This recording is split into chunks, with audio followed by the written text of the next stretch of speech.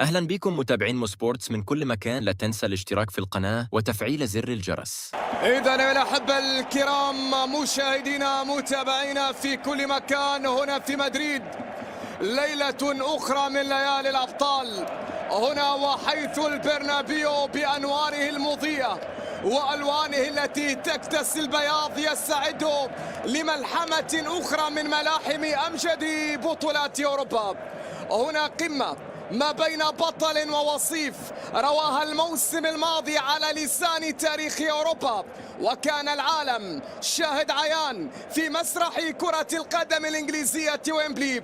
اليوم القمة تتكرر والمتعة تتجدد والأحلام تتقاطع ما بين ريال يسعى لبدء سلسلة انتصارات جديدة في رحلة البحث عن مغارة كنزه السادس عشر أمام جراد أصفر انتشر هنا في قلب مدريد، وعينه على استعادة صدارة ورد اعتبار على ما حدث هناك في العاصمة لندن في نهائي بطولة دوري أبطال أوروبا. هنا الجولة الثالثة بعرف مرحلة لدوري أبطال أوروبا، كما ينص الشكل الجديد لأمجد وأغلى البطولات الأوروبية ما بين دورتموند الفريق الذي فقد الصدارة قبل قليل بفوز نادي موناكو أمام فريق ريال مدريد، الفريق القادم من خسارة أخيرة كانت في الجولة الماضية، خسارة مفاجئة أمام ليل الفرنسي. يمر هنا فيني ما زال تقدم الانجليزي في لمسه في تمريره كره الخطوات، لكن هناك صافره تعود من جديد لفريق ريال مدريد. هناك خطا، هناك صافره الى كره داخله راسيه ابعاد على الطاير. الله، كيليان مبابي عودة إلى الخلف، فالفيردي والتسديد، لكن الصدمات في دفاعات دورتموند في سابيتسر وتحول انسية قدم. الانجليزي يحاول جيتيس في كرة تصويبة، كرة خطيرة باتجاه مالن، لكن تيبو في عملية يلحق بالكرة كيليان مبابي، عودة إلى الخلف لكن خطأ على رييرسون في اللقطة. الكرة ما زالت جيراسي مالن،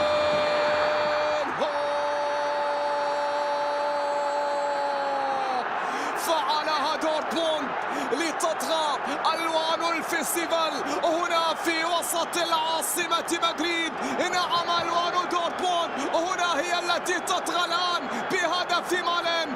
الهولندي هو من تقدم، الهولندي هو من منح الفرقة الألمانية تقدم في نتيجة ممتازة من بن سبعيني إلى مالن. براند إبعاد من فاسكس لم يتم، وصلت إلى جراس إلى مالن في شباك كورتوا. دورتموند هو من يبدأ القمة، دورتموند هو من يسجل أولا، دورتموند هو من وصل عن طريق دونيال مالن.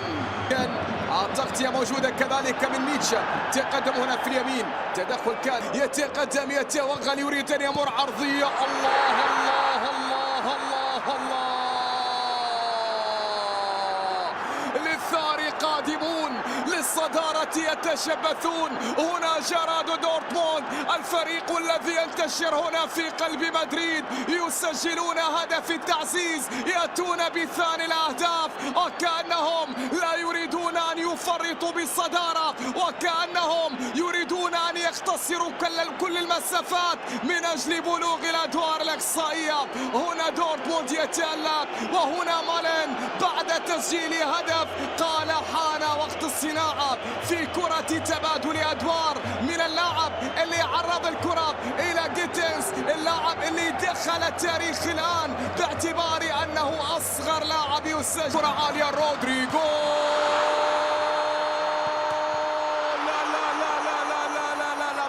مودريتش يرسل كرة عالية خطيرة تأتي لكنها سهلة عند الحارس، وصلت إلى يوني لبروت. الله الله الله على كرة، ولكن تصدي كان من تيبو كورتوا قال لا، الثالث لن يدخل. فاسكيز إلى رودريغو، بعد ذلك ميتشا إلى خارج الملعب إلى ركلة ركنية. رودريغو التسديد، جيتينز في كرة، جيتينز في تصويبة، الله خطيرة كانت. كورتوا يتصدى، الكرة تحولت إلى خارج الملعب إلى هنا يونيان برانت يستعيد الكرة، مالن يسقط، فيرلو ميندي وخطأ كان موجود، راية مرفوعة، تسلل كان موجود، وصافرة حكم اللقاء السيد ستيفان كوفاتس. هنا تأتي تعلن نهاية شوط المباراة الأول. الوصيف متقدم على البطل دورتموند هدفان، ريال مدريد لا شيء. ألقاكم مع انطلاقة وبداية الشوط الثاني. فيني في كرة، فيني والتسديدة، فيني من جديد، فيني والتصويب لكنها بعيد. بابي يتقدم في اليمين، عرضية عالية، الله هنا روديجر يضع حجر أساس الريمونتادا. المدافع نعم هو من يضع حجر وأساس الريمونتادا لفريق ريال مدريد بكرة كيليان من الطرف الأيمن. تقدم كيليان في العرضية، روديجر بالراس في شباك كوبل. ريال ريمونتادا أخرى، هنا كيليان. التعادل عن طريق فينيسيوس.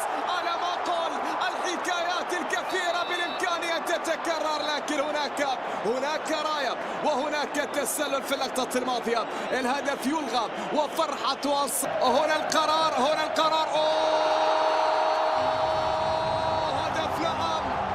هدف نعم باسكو.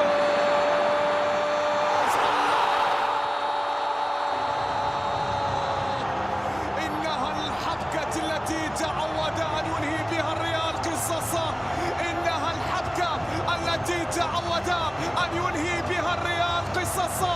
الريمونتادا تصنع في مدريد، تكرر في مدريد مرات ومرات. يريد أن يكملها برابة، الرابة، الله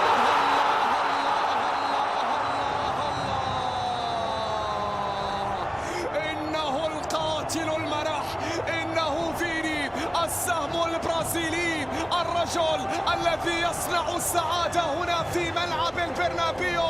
إن كان في يوم لا شيء أخطر من مدريد، هنا فيني يقول ريمونتادتكم في أمان، الريمونتادا في أمان. لك من فيني يطبخ على نار هادئة ممتعة. الله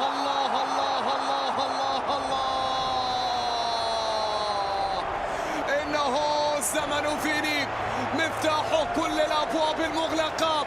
هذا البرازيلي لم يكتفي بإحراز هدف ولا هدفين، وإنما هنا حافر بالهاتريك اليوم وفي شوط المباراة الثاني. هنا وفي حضرة الريال فيني في شوط ثاني كان أروع من الخيال. نعم يا فيني، يا فيني، يا فيني، يا فيني، يا فيني، يا فيني.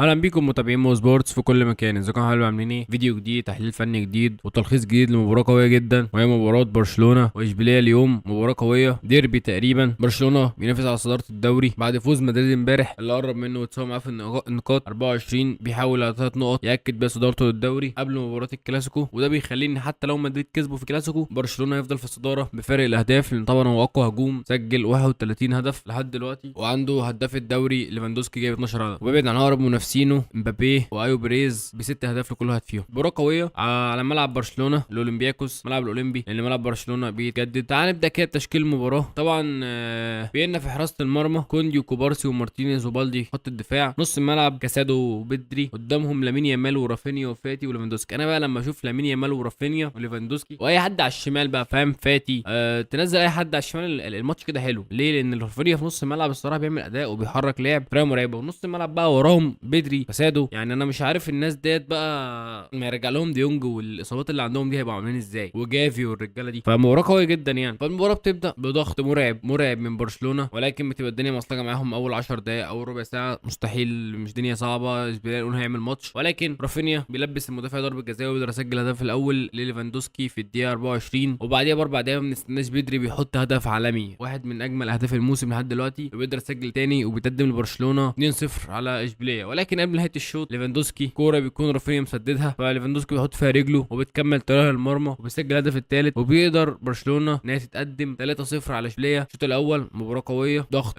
يعني ممكن اقول لك شويه احصائيات بس ان برشلونه شاط 13 كوره على اشبيليه، منهم 5 على المرمى. اشبيليه شاط 5-0 على المرمى، ما شاطوش ولا كوره على مرمى برشلونه خالص. الاستحواذ طبعا 70%، التمريرات ب 400 لبرشلونه 150 لاشبيليه، انت متخيل ضعفين ونص، فالدنيا مختلفه تماما. الشوط الثاني بدا نفس الكلام، برشلونه بيحرك كوره ضاغط، لامين يامال بقى بيتدلع عايز يجيب جون تقريبا، بقى بيعمل حاجات بقى اللي هو ايه سروهات بلمسه وسروهات مش عارف ايه والحوارات دي فاهم. فالحوار بدا يبقى فيه شويه استعراض شويه، يعني الصراحه بقيت اشوف ان الموضوع بدا يبقى استعراض اكتر من كونه ان هم عايزين يوصلوا للجون، يعني عايزين يوصلوا للجون بشكل حلو. فاعتقد ان ممكن برشلونه يسجل الرابع لو قدر يوصل للمستوى ده. اشبيليه ما عندوش خطوره قويه قوي على الجون، فمش عارف هيقدروا يسجلوا جون ولا لا، بس ما اعتقدش يعني لحد بالمستوى اللي انا شايفه ما اعتقدش ان اشبيليه تقدر تسجل اي اهداف. مستواهم ضعيف جدا صراحه، في فرق كتير قوي لعبت برشلونه كان مستوى اقوى من كده. فبس دقيقه 60 برشلونه 3-0، بلاي رايح بهجمه دلوقتي على المرمى هيسجلوها ولا ايه، ولكن ضربه جزاء اعتقد بنسبه 90% ضربه جزاء. نعم لعيب اشبيليه رقص ضربه جزاء، ولكن